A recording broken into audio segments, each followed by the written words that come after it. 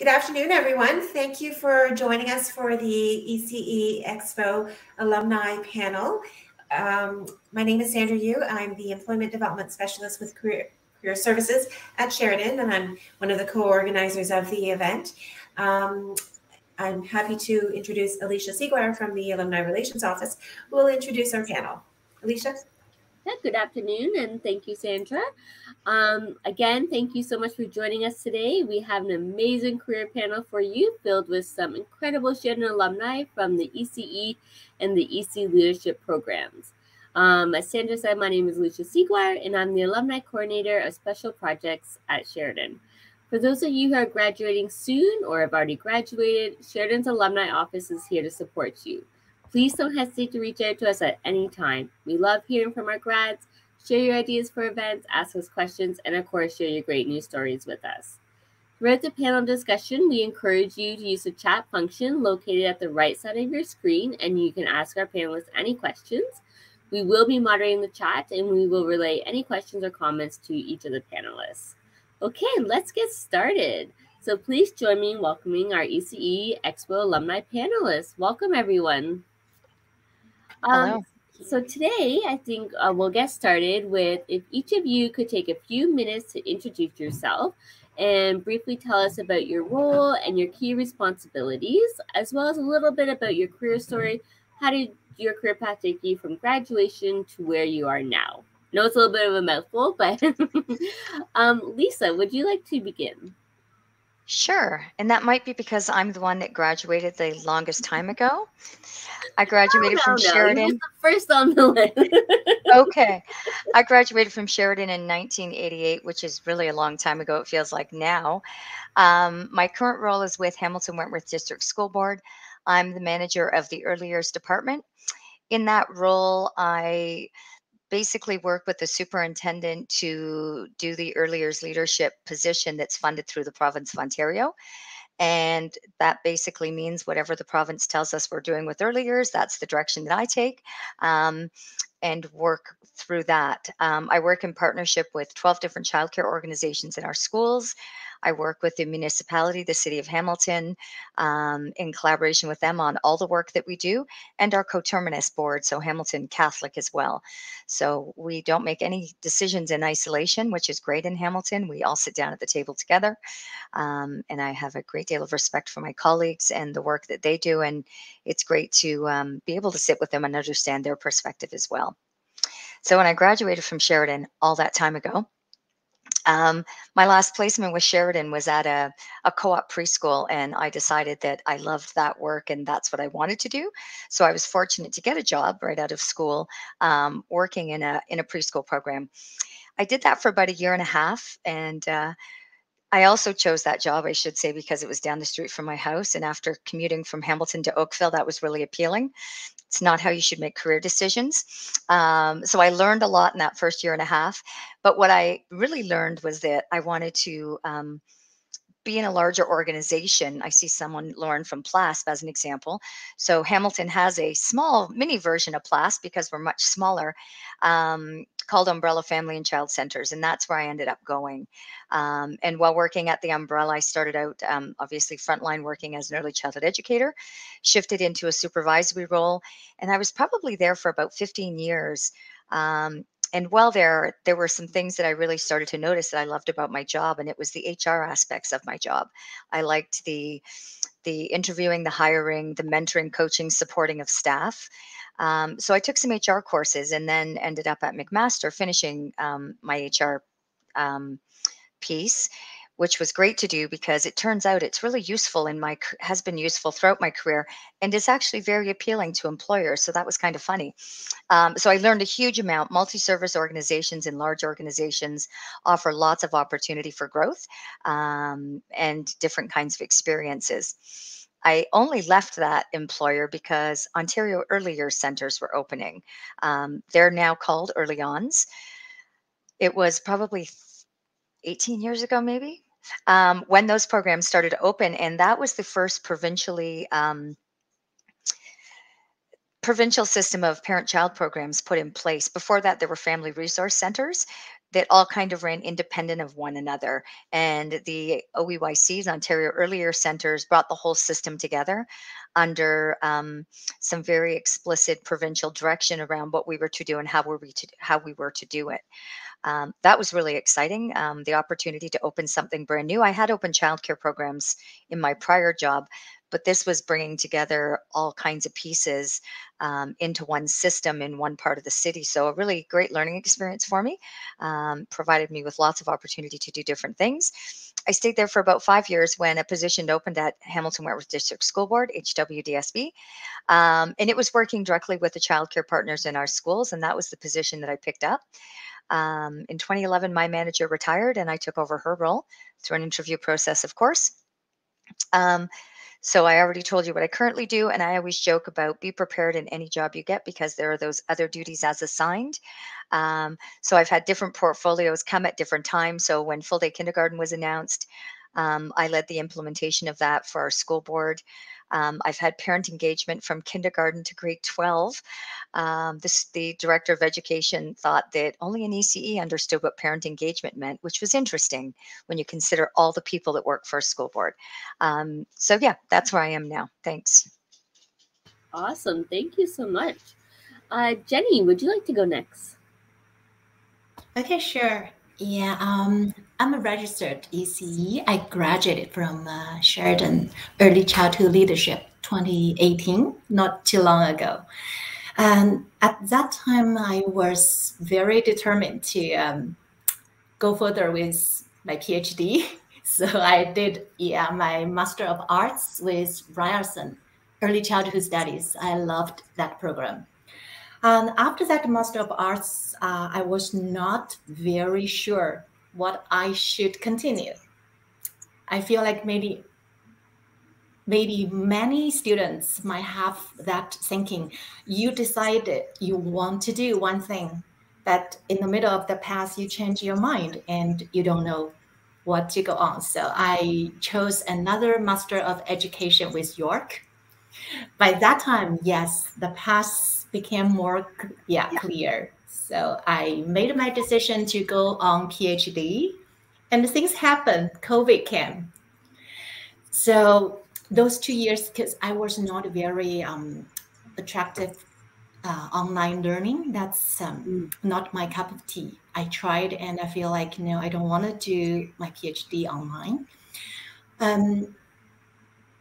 2021, I started my childcare planning. So that's also when I started my ECE diploma earlier at Sheridan. That's my original plan.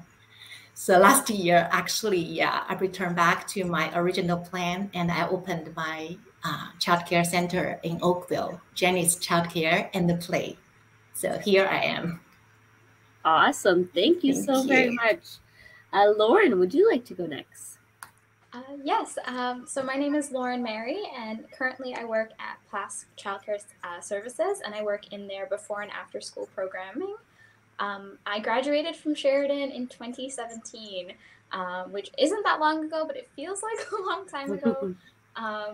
I graduated from the Bachelor of Early Childhood Leadership program, and right from my 4th year practicum, I was able to get a job with the Child Development Resource Connection PLC or CP in Mississauga, and I worked there for about 3 years.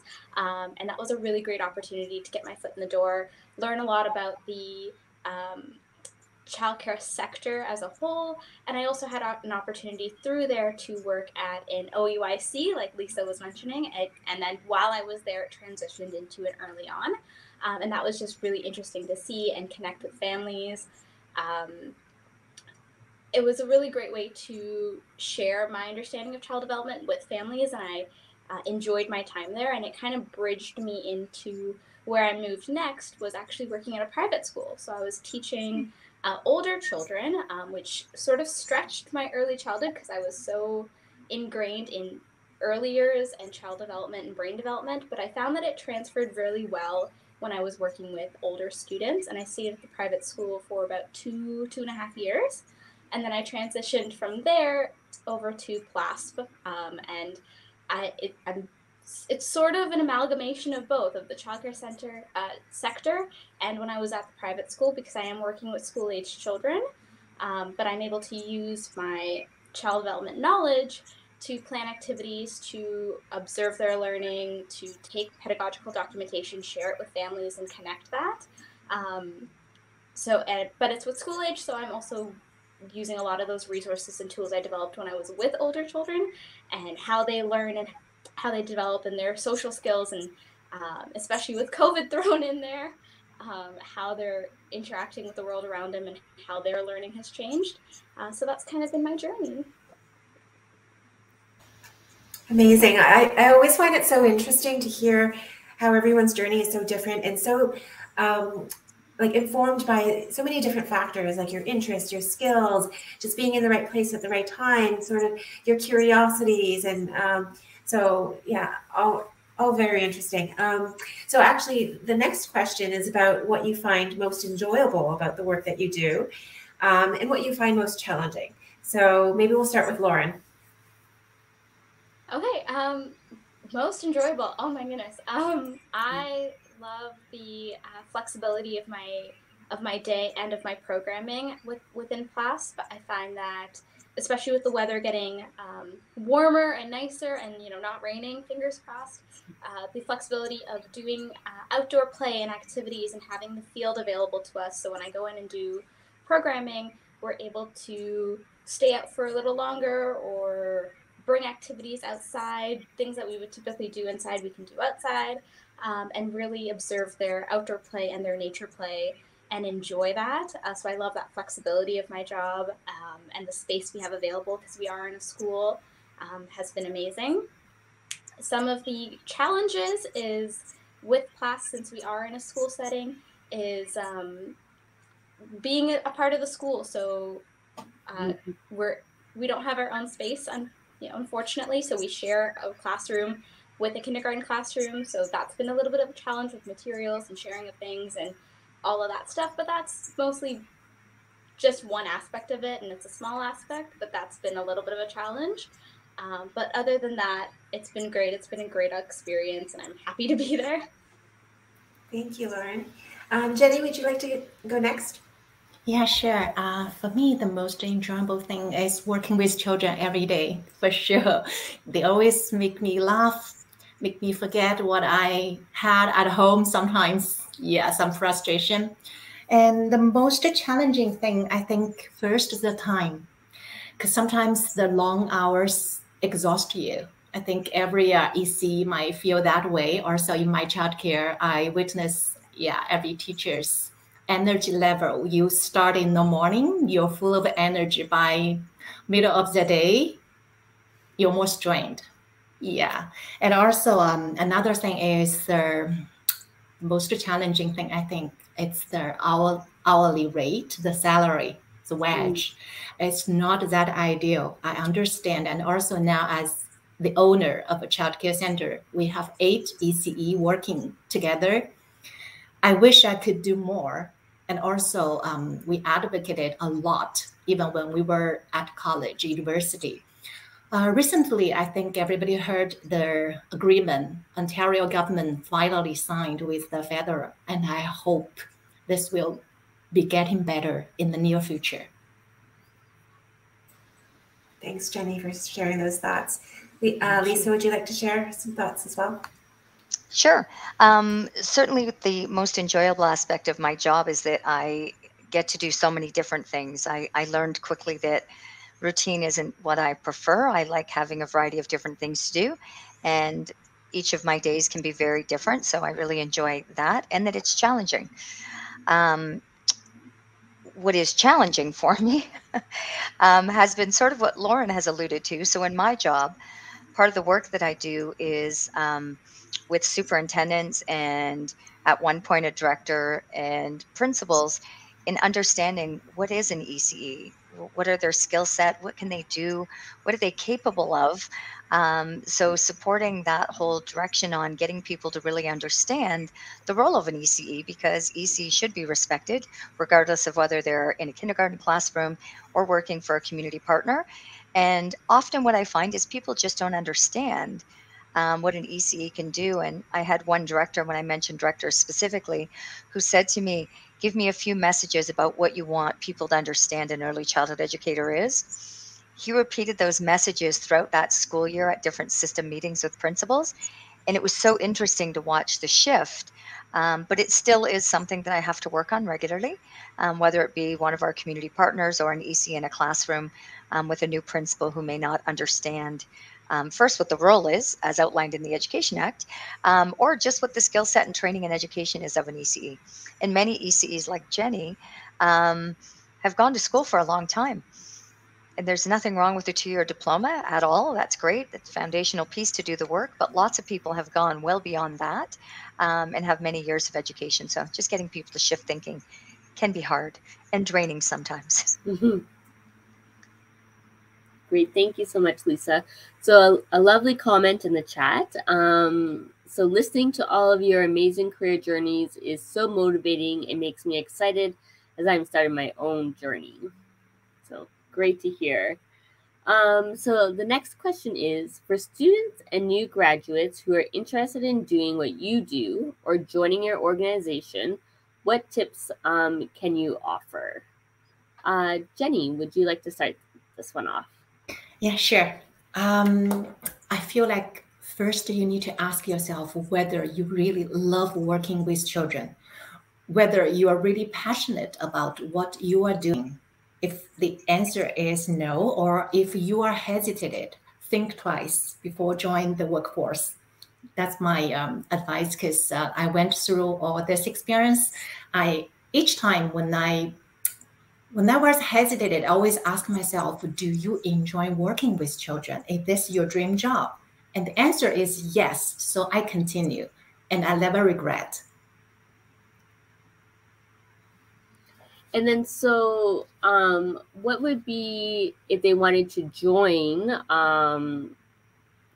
your place of employment or another daycare center? Any advice on the new graduates? Okay, so I understand different childcare center might have different interview method. In our childcare, we have something a little bit different, unique. We have a practice day.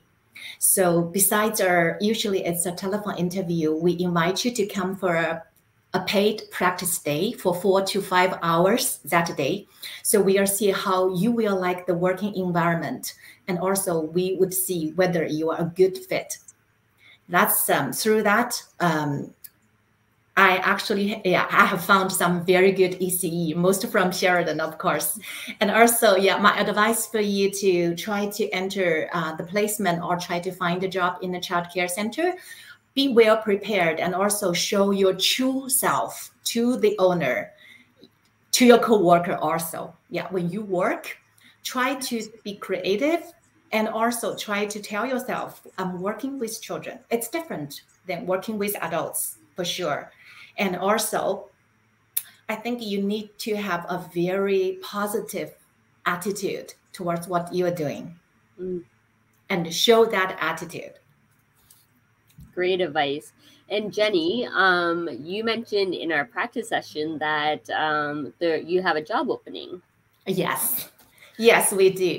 We are hiring a full-time toddler teacher, because we have one ECE. She will take her maternity leave next week.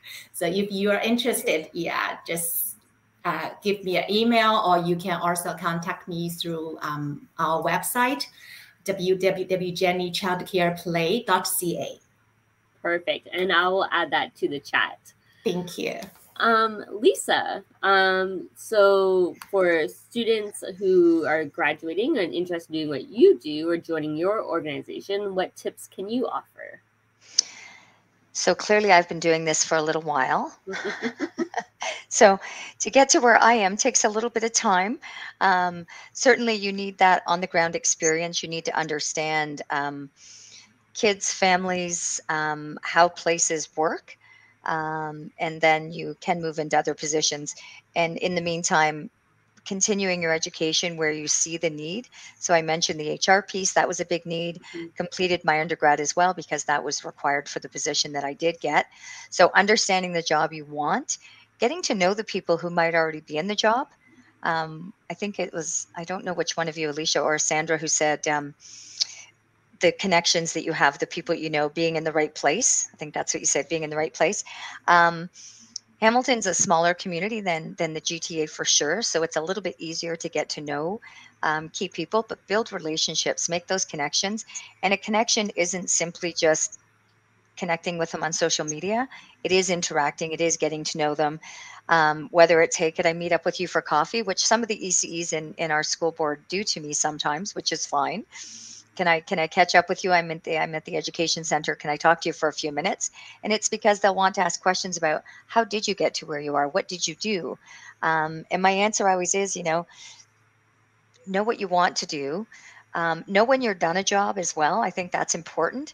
I think for lots of people, and we've all sound like we've had transitions, don't feel like you are there because you have some undying commitment to that organization. If you feel like it's time for a change, then you should start seeking a change and seeing what else is there, which is what I've done through my career and had different opportunities, which did help me ultimately get this job in the end. I would say to you, if you have an interest in working for a school board, Hamilton Wentworth in particular, we do have currently a supply posting that is available. ECEs in kindergarten right now for our school board do start as supply staff first.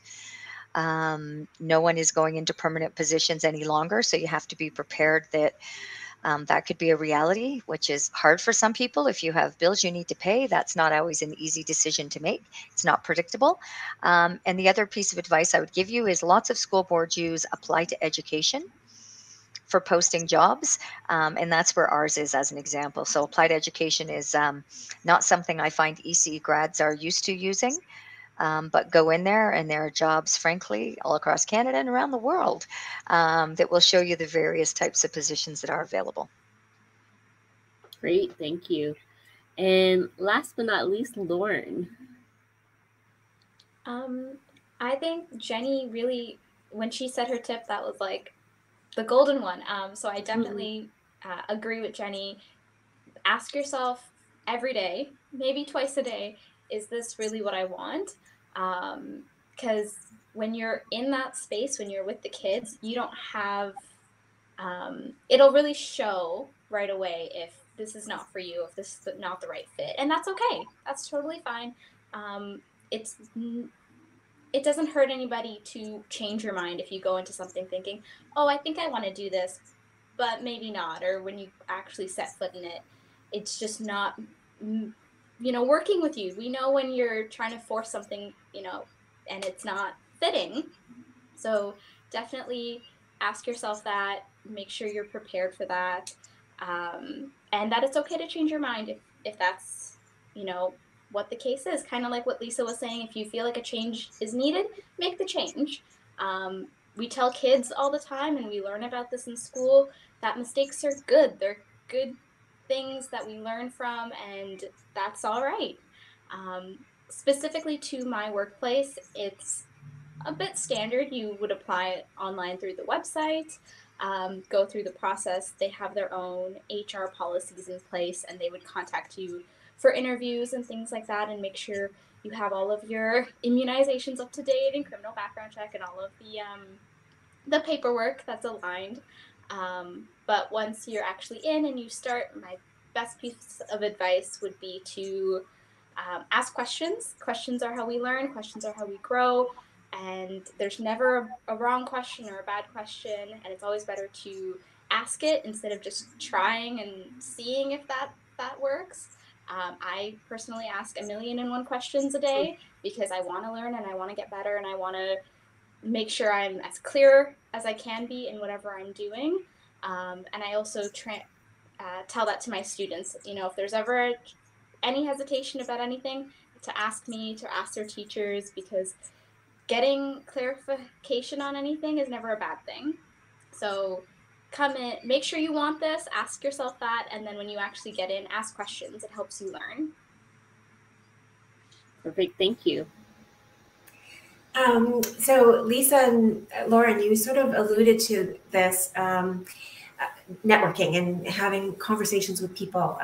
So And there's a question in the chat as well about whether any of you remember your faculty from the ECE program that you did.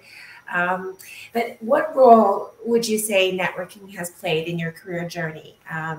And then do you have any recommendations for our students as to how they can begin networking to get their career launched in the field? So we'll start with Lauren. 100% networking is amazing. And one things I really and truly loved from Sheridan is all of the faculty, and the small class sizes really allow you to get to know your faculty, and they get to know you as a person and your strengths and your weaknesses. And when I was in Sheridan and going through my classes, I actually had a professor who helped guide me along and offered me so many good suggestions that were tailored to me, and that's how I was able to develop my first job when I got into child development resource connection field. And she really guided me towards that and supported me, and that was the catalyst for so many of my other opportunities moving forward. So definitely networking, the professors I met who got to know me and connect me with resources outside of Sheridan, they've really set a really positive trajectory for how I got to where I am. Thanks, Lauren. Jenny, would you like to go next? Yeah, sure. I feel, networking is really important. I kept in touch with most of my professor from Sheridan all the time ever since I graduated. I'm really grateful that I have met so many amazing professors like Angie, Dasha, Donna, Deb. Angie was my academic supervisor when I was doing my undergraduate. After then, when I entered York, she introduced one of her professor to be my supervisor again at York. So that really helped me with my essay, and I did a really, really wonderful essay thanks to her. And I feel like, this network, if I haven't kept in touch with them, I might not have found this opportunity. And also, I really encourage everyone, please keep in touch with your professor and also your classmates, your friends.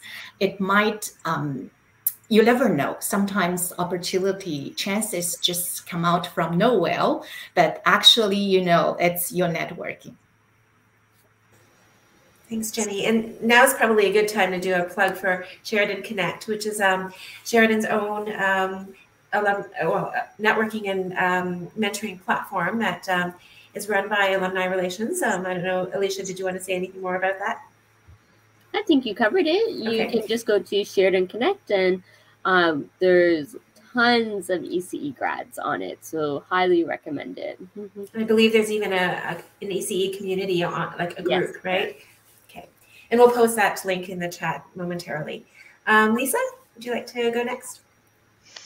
I should add, I mentioned that I'm from Hamilton, and I made a conscious decision to pick Sheridan over Mohawk. And it was, I will say, because of the orientation that I went on before I was offered a spot. It was meeting the staff who were amazing. Just the sense of community that I felt. There's nothing wrong with Mohawk College. Let me clarify and say that to you. But Sheridan College certainly gave me a very different feel when I went to visit, and it was the faculty. So that was my whole 2 years of commuting. Worth the experience. So because I do live in Hamilton, staying in touch with people in Oakville wasn't realistic, and especially, in the 80s, there wasn't such a thing as social media or cell phones even. I feel really old right now. So I did meet Gordon Beckett, who was a prof there, who I said to him, so like I live in Hamilton, and I knew he was from Hamilton because we had met on the GO bus one day. How do I connect in with people? And he actually connected me with someone who's still a very good friend of mine to today. So I think making connections with people and asking that question, I'm like, okay, so I spent all my time in Oakville, but I have to go to Hamilton now. what do I do? And he made an invaluable connection for me. So I think even asking questions like that, and that was how I got that second job that I spoke about, not the first preschool one, but working with the larger organization. That person was the manager of those programs. So it was really great that I had actually already met her a couple of times. I had asked her some questions about programs. We'd met up for coffee once. So had a really great opportunity to network in that way. I would just say make sure that it's authentic when you are trying. I think social media, I'm sure it's not generational as I say this. It's not really authentic connection. Certainly it's reaching out to someone, it's making contact with someone, but there is nothing to me more important than meeting someone face to face, having a chance to talk to them, understand what they're looking for and what they want to do. So yeah, networking, absolutely. When you leave a job, I always leave on the best of terms. You never know when you're going to cross paths with someone again, and keep them as a part of your network. Reach out every now and again. If you're in the neighborhood, drop by, send an email just to say, hey, I was thinking about you. Once you've got that established relationship, that's okay. But networking is absolutely important to my career and to yours in the future, I'm sure. Thanks, Lisa. There is a comment in the chat just as a follow-up to that. So there, students during the pandemic, many of our students have been taking classes online, and so that opportunity to connect with people in person, face-to-face, has been challenging. So, and even though things are opening up, do you have any suggestions on how students might be able to network in a meaningful way and make those connections, even if they are online? Lauren? First and foremost, I completely agree. Connecting online or learning online can be so difficult and tricky. This pandemic has definitely showed how we like seeing people's faces and we like connecting with them. So I completely agree. It can be very hard. A strategy would be to, if there's a discussion sort of aspect of your class, like you have to do a discussion posting, spend time on those and get to know people through that. And when you're replying, sort of keep it in the back of your mind, everybody who's sharing and what things about them. And then you can also personally share and sort of build through that. Having some kind of online media that you're comfortable sharing with people is really helpful, whether it be Facebook Messenger, which I used to use a lot when we were doing group assignments, or if you're more comfortable on like a LinkedIn or something like that, something that you don't mind sharing with other people or having a professional network connected to, I think really helps in these kinds of times, and people are relying on those online platforms a lot more.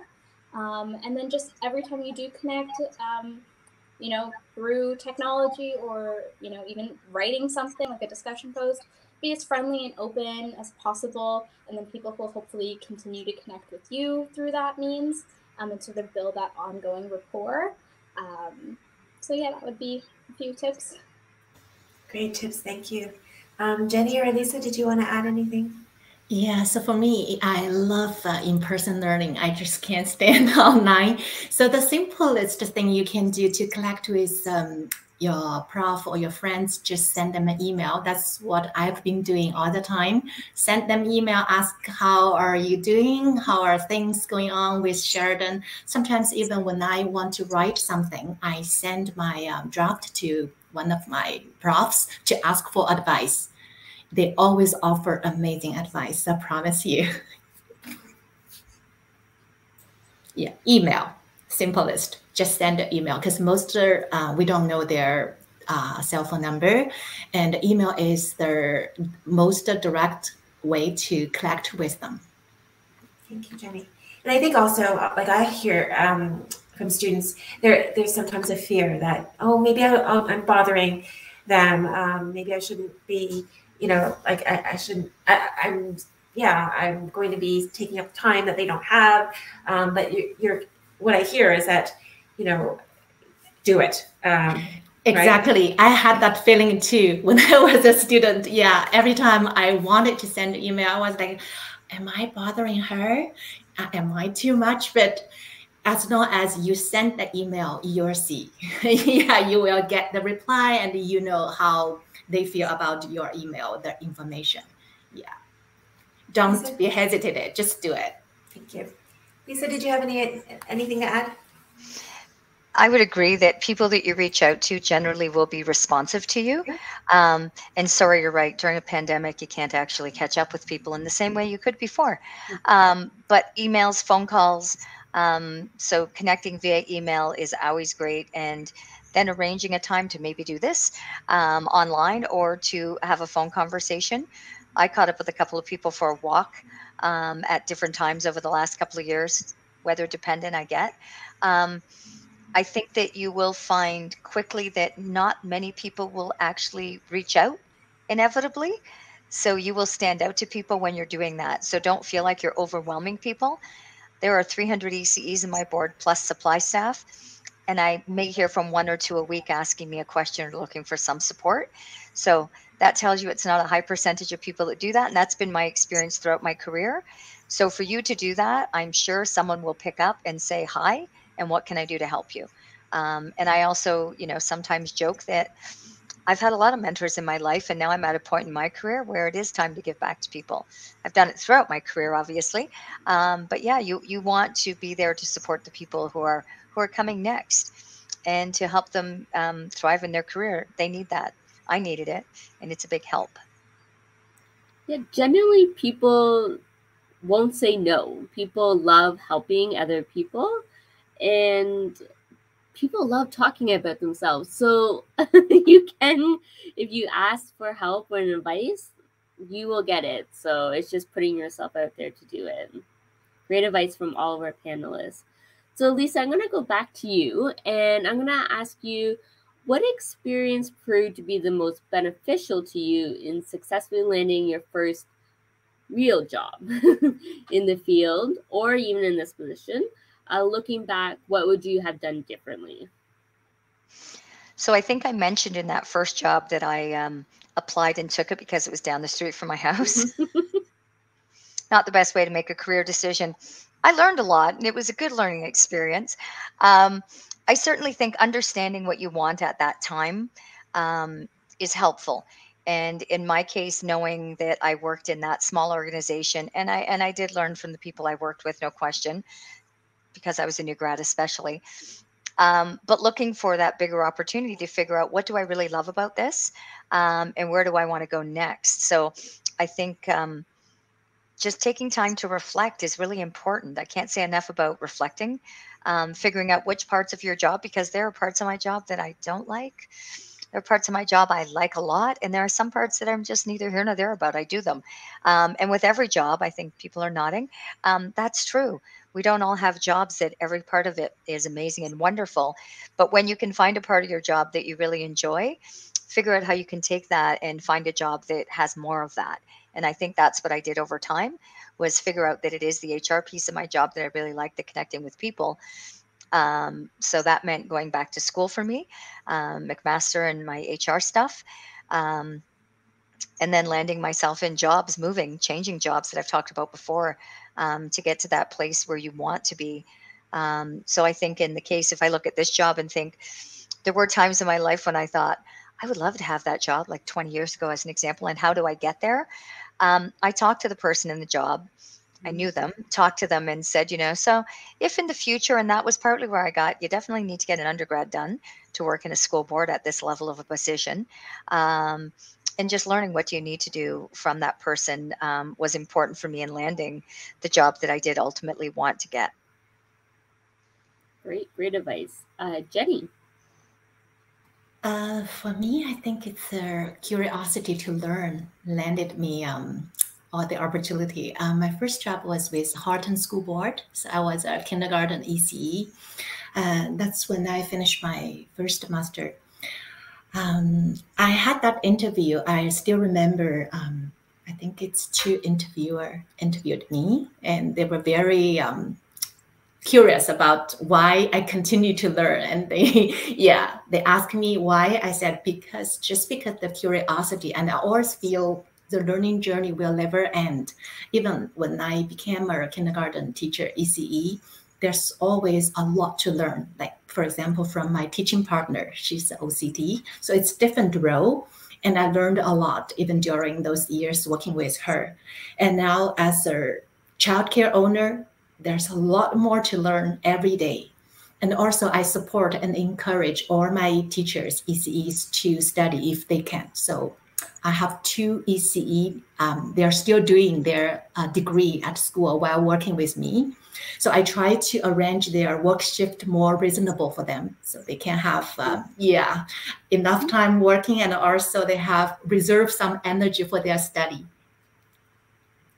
Never stop learning. Yeah, thank Not you. many bosses would do that, so that's very nice.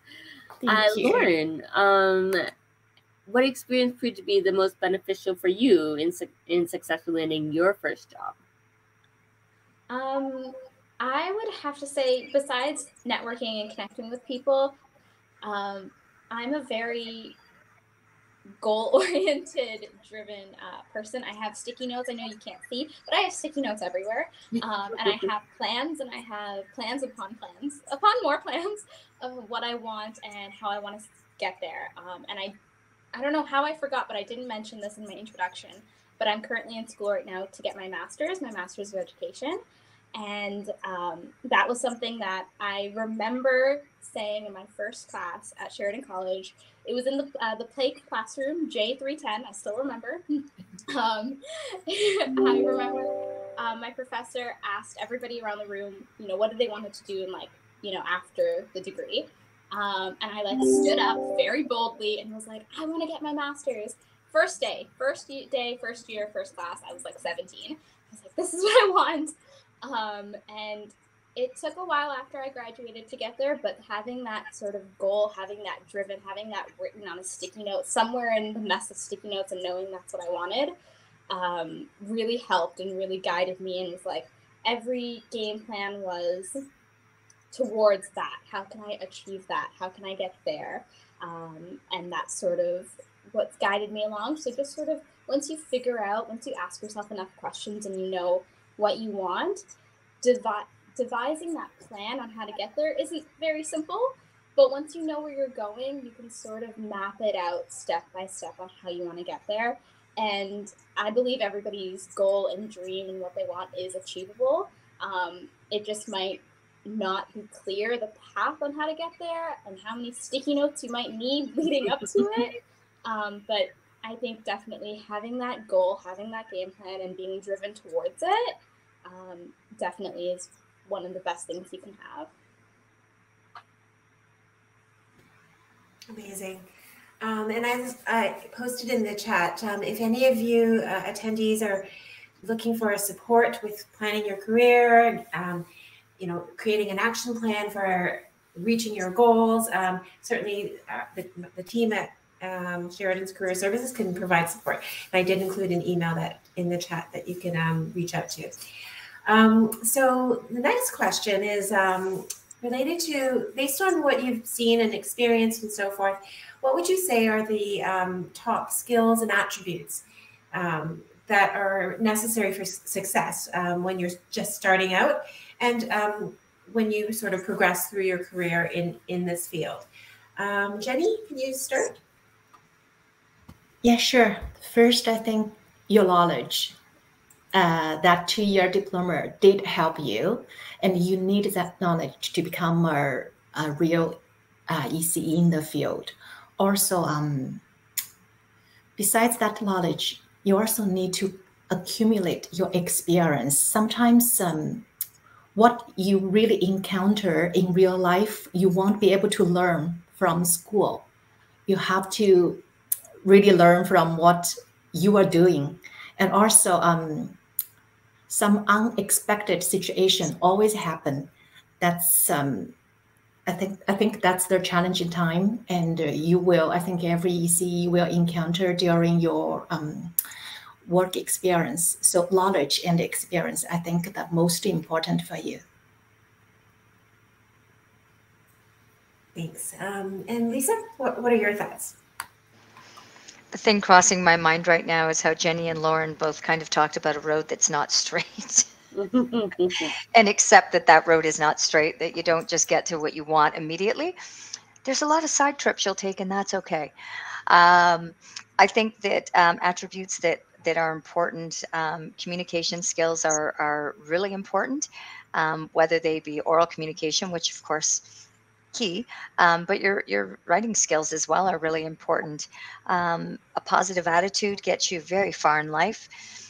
Be that person who's not, there's going to be moments where we all have a bad day, didn't sleep, kids kept you up, whatever it might be, assignments, and you just feel terrible the next day. But you kind of have to, in your work life, take a breath and know that you're walking through the door and you're going to do that job. But it's also okay to say to some trusted person at work, I had a really bad day. But so it's okay to talk about it, but getting past it to be able to do the job that you need to do. And being a problem solver. I always appreciate when I work with people who say, I noticed this and I wondered about this. Would this make sense to solve this problem? As opposed to the person who just constantly tells you nothing works. And you just want to say to them, please tell me one thing that does work. Like, how can I solve the problem to meet your needs? Because if you have the problem, help me solve it. So be that person who's willing to not only present a problem, because that's fair, not everything is perfect, things need to change, but also come in sometimes with some ideas about solutions for whatever that problem happens to be. And the only other thing I would add, and remember your integrity throughout all the work you do. Your integrity is yours forever, and the decisions you make and how you go about doing them will impact that. So just remember that part. Thank you. Lauren? I would say be open-minded. I think a lot of people have one idea of ECE and childcare and what that looks like, but it changes. I think Lisa could attest to this with how Ontario Early Years and has transitioned to early on, and how full-day kindergarten has sort of come about. I don't think people from years ago might have thought of that, or might have envisioned that, might have seen that coming. And there's probably a lot of things in our careers that we're not going to see coming. I don't know about you, but I did not see a pandemic coming. So there's going to be things that change and evolve. And I think the childcare and early learning sector is evolving and changing and growing. And with new ministry guidelines or new provincial guidelines or anything else, I think we're constantly taking ideas from other provinces, constantly taking ideas from other countries and how they are supporting the development of young children. We are constantly changing and adapting, and to be really open-minded to that, to be excited for that change and what that's going to look like. It may be different, and different is hard, and change is scary sometimes, but as long as you stay open-minded to what's coming down the pipeline and what's changing and how you can be excited for that change, I think makes a huge world of difference if you when you're not just stuck in this one idea and this one dimension of what your job looks like or what your role looks like, because you never know, in a few years it could adapt into something else and something bigger and grander. And I find it's better to be excited for that change than to be so fearful of it that you're almost like pushing it away and you don't want it. Just to keep open-minded, keep asking questions, and being a part of that change, having your voice a part of that change as well is really important. Great. Thank you, Lauren. So for our audience today, we only have about 8 minutes left. So this is your time. If you have any questions, please type them in the chat now. This would be your opportunity to get them answered. So as many of you know, a lot of the students are graduating this year who are attending on the ECE Expo. So they'll be graduating in 3 weeks, finishing class. So what tips for them would you have to stand out in their job applications, interviews, and general interactions with prospective employers? Lisa, can we start with you? Keep your resume as simple and clean as possible. Mm-hmm. Fancy resumes are really hard for people like me to find the information I'm looking for. So although I appreciate people's creativity, Jenny agrees, Lauren's nodding yes, it's really, really, I know they look pretty, but they're really hard to find information in. And sometimes I may miss the information I'm looking for. So keep it simple, is be clear, concise in what you need to say and how you say it. Read the job posting. So as much as you may, I'm assuming you've created a resume at school because you're close to graduation. Every time you apply for the job, make sure you adjust your resume to be responsive to whatever that job is or whoever that employer is. So each employer might be looking for something unique. Make sure that you capture what they're looking for. It's so important to do that. Be clear. Jenny mentioned she has a proofreader.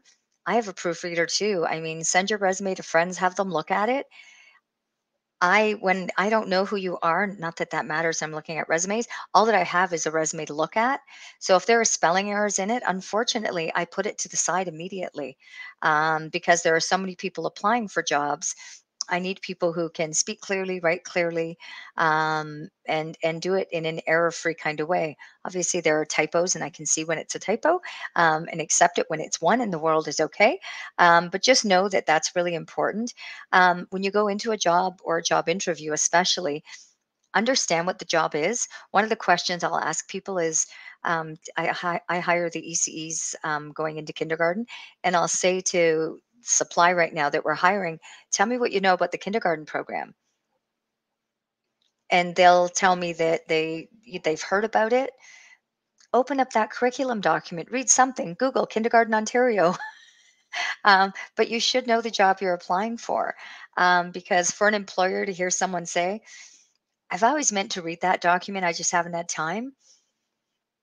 You should have read it before you walk through that door. So really be prepared for whatever the job is. So don't keep a standard resume, tweak it each time you go to a different interview, and be prepared and know a little something about Jenny's program as an example, or PLASP, or kindergarten if you're applying with the school board. But spend a few minutes, Google's your friend, of course, and read about that organization. So at least whoever's interviewing you feels like you're really interested. You've done some homework.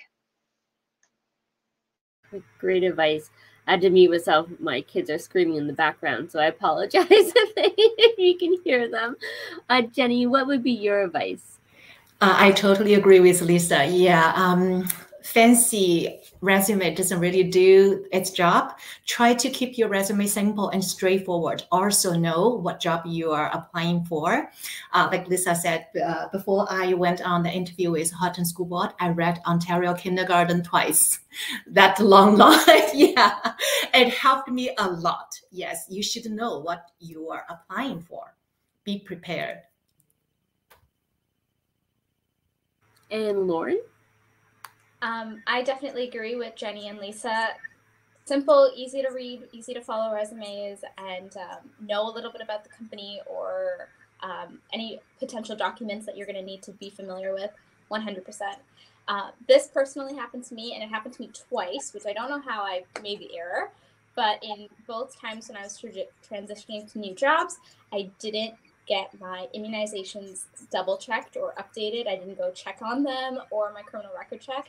And I thought, oh, I think it's been 6 months. Oh, like loosely counting. And then went into the interview and was like, I need to go back. I needed to actually defer my employment by 2 weeks because I needed to go get my criminal record had expired and my TB test had expired. So it was one of those things where I was like, okay, this is the sector you're going into. These are the requirements you know they're going to ask for, that they're always going to ask for when you're working with a vulnerable population. So that was 2 times, and I hope never again. I hope to keep on top of it. Your immunizations, even my tetanus shot, I didn't know that expired, but it expires every 10 years. So your tetanus, all your immunizations, your criminal background check, because those are the first things they ask for before you can even really start or get your foot in the door. So that's always something that I remind myself. I remind everybody I know in the sector, hey, did you check on your criminal record? Hey, did you check on your immunizations? Because they will definitely check and they'll definitely know. So keep that up to date, have everything ready. And it's actually a really great selling feature when you go in and you're doing an interview and they ask for these things and you're like, oh, done, checked off, ready. It really shows great initiative. It shows that you're on top of things. So that would be my biggest tip, because I do it.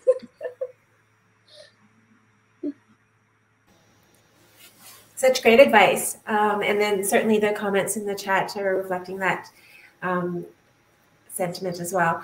So I think we've got 2 minutes. So I guess our final question is, do you have any final nuggets of advice concerning careers for students who are graduating? And what would that be? Lisa? Sorry, I lost my mouse. Love what you do. You deserve that. If you're working with kids, they deserve that as well. Thank you, Lisa. Jenny? Yes, love what you do. And also don't be afraid of making mistakes. You will, we will, but don't be scared of that. And Lauren? Remember to laugh, especially when you're with kids. Mistakes happen, laugh them off, laugh with them, laugh at yourself. Learn to laugh, really, because as much as I'm a planner and I get very serious in my plans, reminding myself to take it easy, to laugh a little, to enjoy the day and stay in the moment. I find laughter does that. Great, thank you. I mean, that was incredible panel. Thank you so much to Jenny and Lisa and Lauren. We really appreciate you joining us. The students gained valuable insight, and I can't thank you enough for participating in the panel discussion and sharing your story, experiences, advice. It's just everything was great. You know, we always say that students are always eager to hear from our grads as they find it relatable being able to hear from someone who has once in their shoes. So we honestly just can't thank you enough for taking the time in your busy schedule and being here with us today. I hope that everyone enjoyed the panel, and please enjoy the rest of the expo. It is open until 4 p.m. Correct, Sandra? The actual expo itself is 4, and then we've got from 4 to 5 is a professional development workshop. Awesome. So great. Thank you for joining us. Enjoy the rest of your day, everyone. Bye now. Thank you. We just need to wait a couple of seconds. There's just a little bit of delay, and then I can stop broadcasting.